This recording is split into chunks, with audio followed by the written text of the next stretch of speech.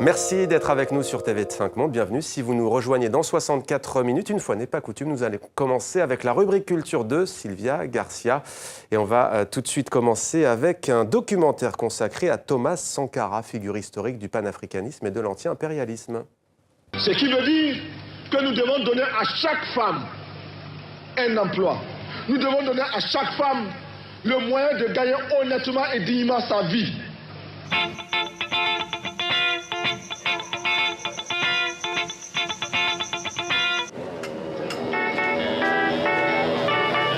Peu d'argent au Burkina Faso, mais des idées.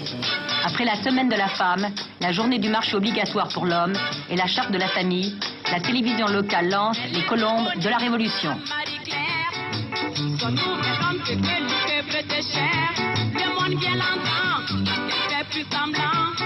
Pourvu que le gouvernement ne les laisse pas tomber.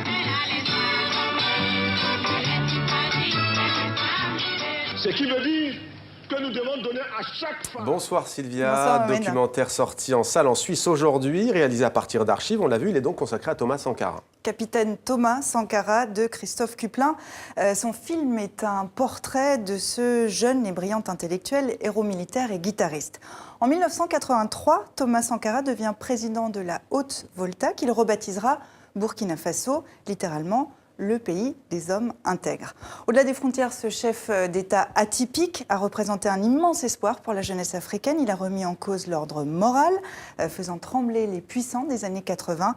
Sans doute l'un des plus importants personnages africains du XXe siècle. Au programme également, Sylvia, le centenaire de la Grande Guerre avec une exposition. Et on reste en Suisse. La Première Guerre mondiale éclate en 1914 et en Suisse, tension entre les Romans sympathisants de la France et les Suisses alémaniques tournés vers l'Allemagne. Petit pays au milieu d'un continent en guerre, la Suisse est épargnée par les combats, mais elle est bombardée de propagande. Une exposition à Berne dévoile des aspects méconnus de cette époque, comme par exemple ces 2000 cartes postales censurées et découvertes récemment. La direction générale des postes avait dit à ses différents employés dans les bureaux de poste un peu partout dans le pays qu'il fallait retenir les cartes qui représentaient les autorités, les chefs des gouvernements étrangers, etc., de manière pas très favorable, disons. Les cartes postales, c'est un petit peu, à l'époque, c'est un petit peu comme les SMS aujourd'hui. Il y a entre 60 et 80 millions de cartes qui transitent chaque année entre 1914 et 1918 en Suisse. Et puis, on se rend compte que les cartes postales qui viennent de l'étranger portent des messages qui sont des messages virulents de diabolisation de l'ennemi. On est dans une guerre totale où on ne doit pas simplement mobiliser les armées, mais on doit aussi mobiliser les opinions. Et les opinions neutres sont fondamentales dans ce combat idéologique.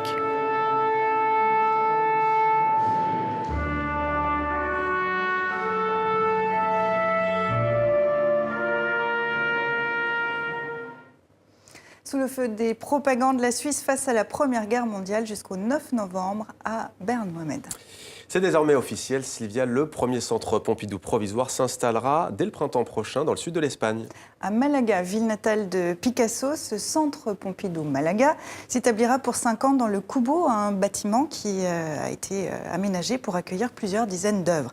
C'est un concept nouveau visant à faire rayonner l'institution française à l'international. Rappelons que sa collection est l'une des 2 plus importantes au monde avec près de 100 000 œuvres d'art moderne et contemporain. Il y aura donc d'autres centres Pompidou provisoires. Et maintenant, quand l'art réveille Sylvia, une bourgade reculée, endormie de l'île de Djerba, ça se passe en Tunisie. Eriad est à peine une étape sur la route de Riba, la plus vieille synagogue d'Afrique. Pourtant, aujourd'hui, elle attire les visiteurs car elle est recouverte de graffitis. Une centaine d'artistes d'une trentaine de pays se sont succédés pour créer quelques 250 fresques. Djerba Oud est le premier musée des arts de rue en plein air.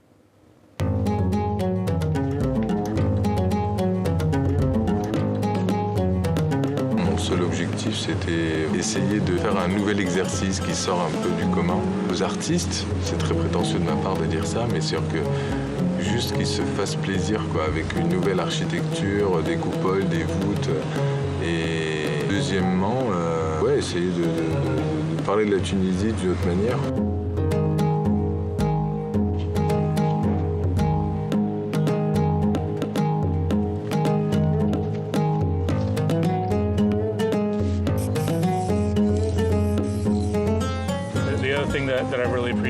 J'utilise un certain nombre d'artistes qui comprennent la culture, ou du moins qui apprécient ses principes esthétiques.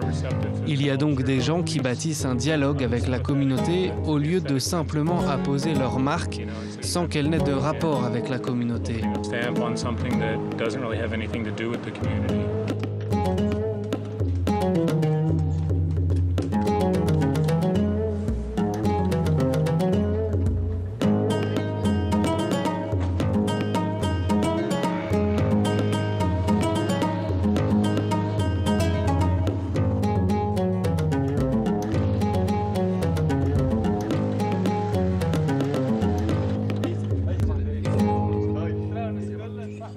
Voilà, et un moment important à venir encore, puisque le vernissage aura lieu le 20 septembre. Mohamed, si vous passiez par Djerba, sachez-le.